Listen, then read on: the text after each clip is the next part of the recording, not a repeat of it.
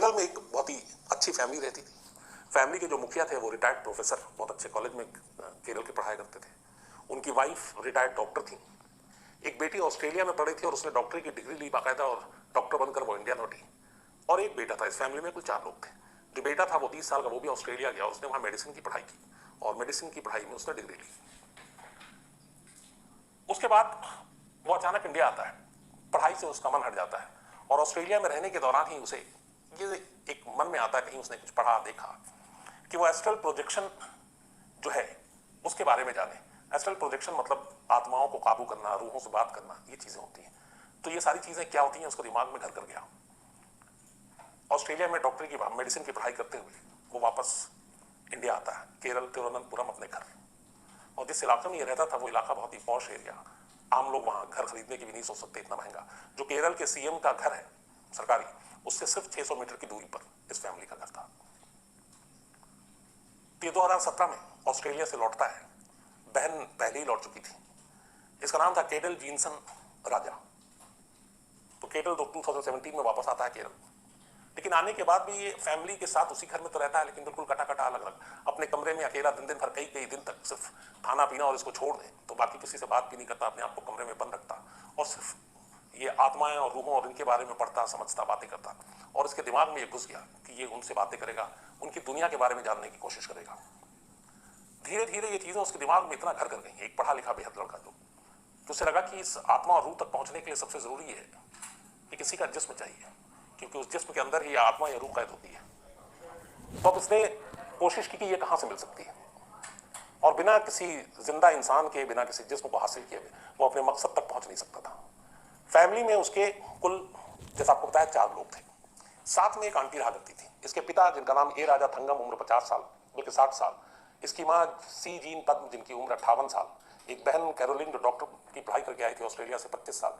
और एक आंटी थी इसकी 70 साल की, उनको दिखाई कम देता था।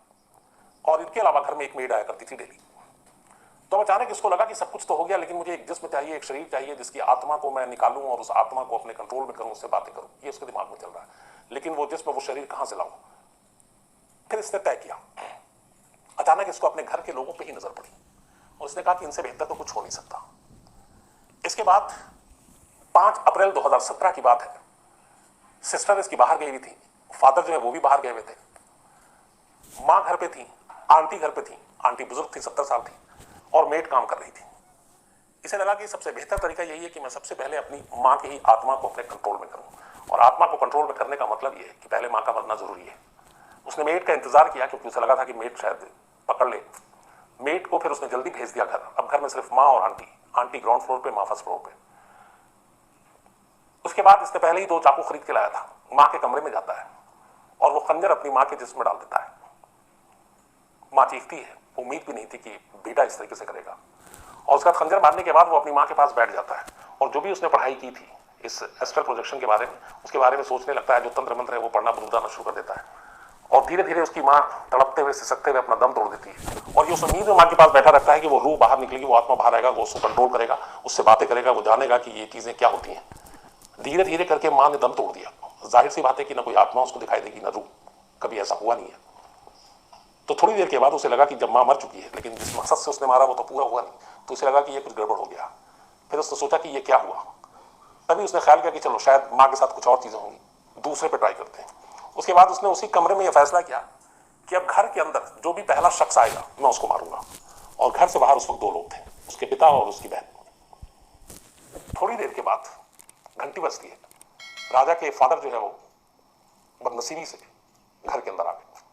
वो जैसे ही आते हैं फर्स्ट फ्लोर की तरफ ले जाता है और उसके बाद कमरे में ले जाके उसी खंजर से अपने पिता पे हमला करता है और खंजर अपने पिता के सीने में उतार देता है। उसके बाद वो फिर उनके पास बैठ जाता है और बैठने के बाद इंतजार करता है कि आत्मा बाहर निकले, वो कंट्रोल करे, उसको काबू में करे, उससे बात करे। पिता भी मां की तरह तड़पते रहते हैं। थोड़ी देर के बाद पिता भी दम तोड़ देते हैं, लेकिन उसको कामयाबी नहीं मिली। कोई आत्मा, कोई रूह नहीं दिखाई दिया। वो फिर भी कहता है कि मैं कोशिश करूंगा। कहता है कि अब तीसरा जो घर में आएगा मैं उसको मारूंगा। थोड़ी देर के बाद फिर घंटी बजती है। इस बार बहन घर में दाखिल हुई है। सेम बहन को ले जाकर उसने उसी तरीके से अचानक उस पर हमला किया। चाकू घोंपा, उसके पास बैठा, आत्मा रूह का इंतजार करने लगा। ना आना था, ना मिला, ना दिखाई दिया। बहन ने भी तड़प तड़प कर वहीं पे दम तोड़ दिया। 3 लाशें घर में गिर चुकी थी, लेकिन उसका मकसद पूरा नहीं हुआ था। अब घर में सिर्फ एक जिंदा शख्स था, वो उसकी आंटी। उसे लगा शायद आंटी ही उसके मकसद को हासिल करने में मदद करे। उसके बाद वो नीचे जाता है। आंटी को दिखाई कम देता था, बुजुर्ग थी, 70 से ऊपर की उम्र हो चुकी थी। कमरे में जाने के बाद उसी चाकू से आंटी के ऊपर हमला करता है, उन्हें मारता है, फिर बैठता है, इंतजार करता है। कोई आत्मा नहीं आती, कोई रूह दिखाई नहीं देता। 4 कत्ल हो गए, लेकिन जिसके लिए 4 कत्ल किया उसने, उसका कोई फायदा नहीं हुआ। अब उसके दिमाग में अजीब उलझन थी कि ये क्या हुआ। उसे लगा था कि जब जान निकलेगी तो वो जान आत्मा और रूह की शक्ल में निकलेगी और फिर वो उससे बातें करेगा, उसको अपने काबू में करेगा, और उस सिलसिले में वो कुछ मंत्र भी पढ़ रहा है। लेकिन पहले माँ, फिर बाप, फिर बहन, फिर आंटी, अपने ही घर के 4 लोगों का खून करने के बाद भी उसे कुछ हासिल नहीं हुआ। उसे बड़ा अजीब लगा। फिर उसने कहा कि हो सकता है आत्मा या रूह घर में हो, थोड़ी देर बाद आए, कुछ वक्त ले। अगले 3 दिन तक वो घर में रहता है इन 4 की लाशों के साथ, नॉर्मल लाइफ की तरह, लेकिन बाहर नहीं निकलता। अच्छा, अड़ोस पड़ोस के लोग जिस इलाके में थे वो बहुत कम आना जाना था, और ये वैसे भी घर से नहीं निकलता था, तो किसी को कुछ खबर भी नहीं। 3 दिन हो गए और 3 दिन तक इंतजार करता रहा कि माँ, बाप, बहन या आंटी में से कोई एक रूह, कोई एक आत्मा आए और वो उससे बात करे, और तीनों दिन कुछ नहीं होता। 3 दिन के बाद फिर अचानक पहली बार इसे ख्याल आता है कि इसने, देखा जाए तो जुर्म किया है, कत्ल किया है। अब तक वो पता नहीं किसी और गुमान में, किसी नशे में था। 3 दिन के बाद जब उसे पहली बार एहसास हुआ तो उसे इस बात का भी एहसास हुआ कि वो पकड़ा जा सकता है। अब उसने एक पेशेवर क्रिमिनल की तरह सोचना शुरू किया। घर के सारे सबूत उसने मिटाने शुरू किए, खून साफ किया, चाकू साफ किया। इसके बाद उसने अपनी एक घर में एक डमी बनाई, अपने कदकाठी की, और उस डमी को लाकर रखा कमरे में। 3 लाशों को उसने एक साथ रखी और साथ में एक डमी रखा। आंटी की लाशों को उसने बाकायदा टुकड़े किए और उसको एक बोरी में डाल दिया, और इन सबको एक साथ लाकर एक जगह, एक घर में खुले में पेट्रोल फिर लेकर आया और इसमें आग लगा दी। उसे लगा कि लाश जल जाएगी, किसी को पता नहीं चलेगा। इलाका बेहद वीवीआईपी था, और लाश जिस तेजी से जली और जिस तेजी से उसकी लपटें उठी और धुआं उठा, उसका उसे अंदाजा नहीं था। तो वो शोले और वो धुआं जब उठने लगा तेजी से, तो वो घबरा गया कि अड़ोस पड़ोस के लोग पक्का आ जाएंगे, क्योंकि किसी घर में चूल्हे में या किसी ऐसी इस तरह की आग नहीं लगती है, तो उन्हें लगेगा कि घर में आग लग गई या कुछ हुआ है और उसे दरवाजा खोलना पड़ेगा, वो पकड़ा जाएगा।